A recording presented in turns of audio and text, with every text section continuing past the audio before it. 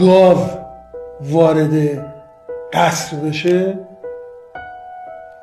گاو شاه نمیشه، قصر طبیعی نمیشه.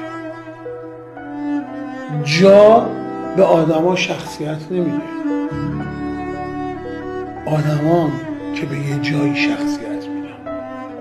بعضیا فکر میکنن امروز میز و مبل و صندلیشون رو عوض کنن و برند خارجی و درجه یک و لوکس باشه، اونا میتونن اون میز و صندلی ها به این آدما شخصیت میدن. نه، اینجوری نیست. هر کی هر چی داره از پر قنداقش داره. باید اون شخصیت و کاریزما تو وجودش باشه. جا به آدما شخصیت نمیده. من هر ساعتی رو که به بندم به دستم، چون من بستم به دستم همه فکر کنن خیلی گرونه، در صورتی که بسیارم ارزونه.